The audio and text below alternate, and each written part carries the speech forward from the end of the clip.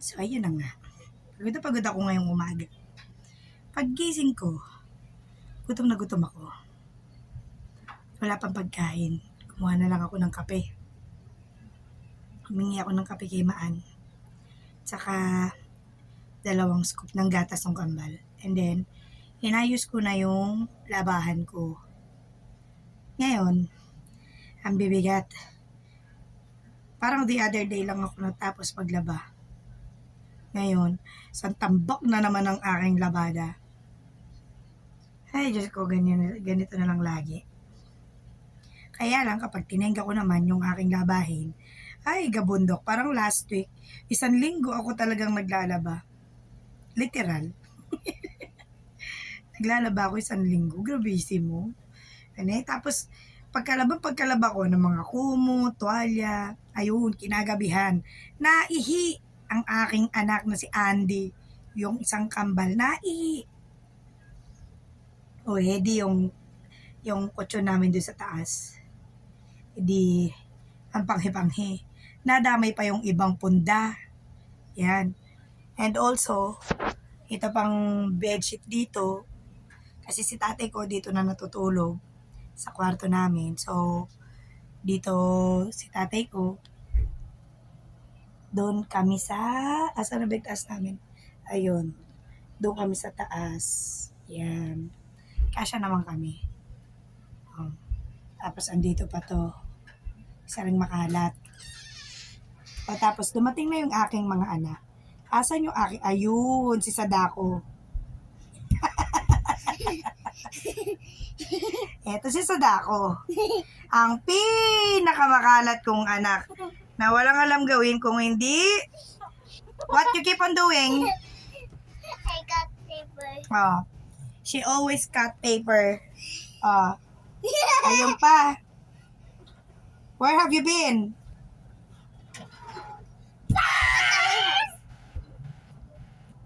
Where? At our house. Oh, ayun. May hawak na naman gunting. Ouch! Pagugunting na naman.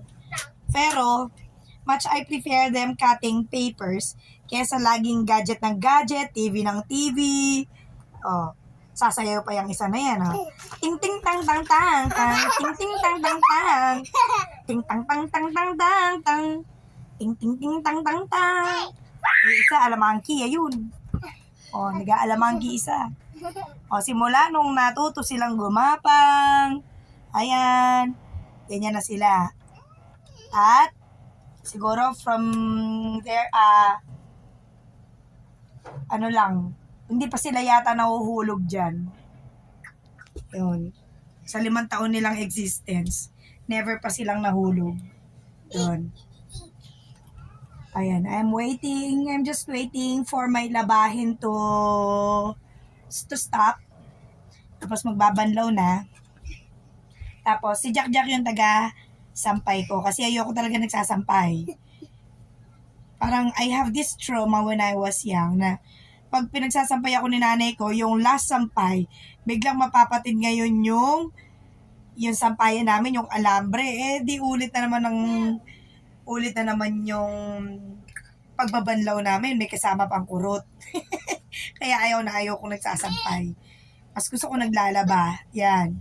And also, I hate ironing clothes. Kaya lang, I have no choice. I have to. Dalawa-dalawa tong kambal plus si Jack pa. Pero, alternate naman kami ni Jack. Yun. Talagang tinrain ko na yung anak ko na yun para...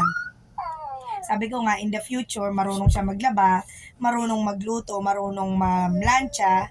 Yan, lahat ng alam namin, tinuturo namin sa kanya. Yun. Although itong anak ko na to, may pagka to eh. May pasensya, laging galit. Yun. May anger management issue to eh. Pero, once na na-release naman na yung energy niya, yun, nagla-lie low naman siya. Yun, tame na siya. Ganon yung anak ko na yun. Ngayon, itong kambal, ayan, kapag tinitrain ko na rin sila, since 5 years old na sila, kapag kumain sila, hinuhugasan na nila yung pinagkainan nila, and then, they are potty. May pati kasi kami sila doon sa taas, meron doon. Kapag linisan na nung pati, yon alternate sila or ano sila, sabi nga ni kasi teamwork, sabi niya na gano'n.